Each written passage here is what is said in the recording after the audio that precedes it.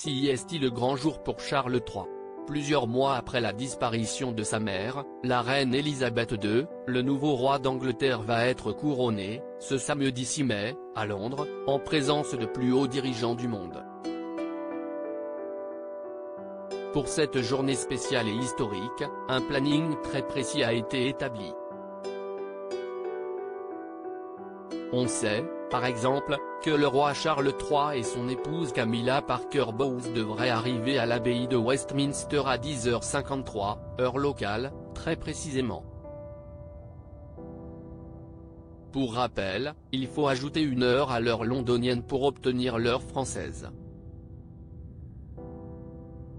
La cérémonie, dirigée par l'archevêque de Canterbury, débutera à 11h midi en France. À midi, 13h en France, le roi Charles III sera officiellement couronné.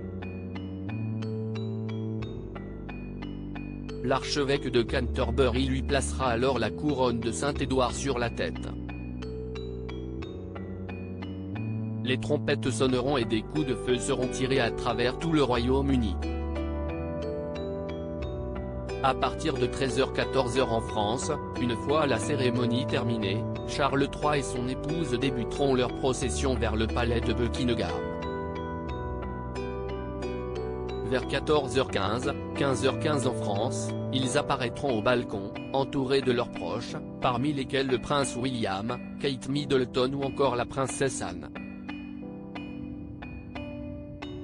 Le prince Harry, qui a fait le déplacement sans son épouse Meghan Markle, ne devrait, quant à lui, pas être présent au balcon auprès de son père. Ce qu'il faut savoir sur la couronne de Saint-Édouard. La couronne de Saint-Édouard est l'un des joyaux de la couronne britannique. Elle a été créée pour le roi Charles II en 1661, afin de remplacer la couronne médiévale qui avait été fondue, 12 ans plus tôt. Elle a été conçue en or massif et est sertie de 444 pierres précieuses.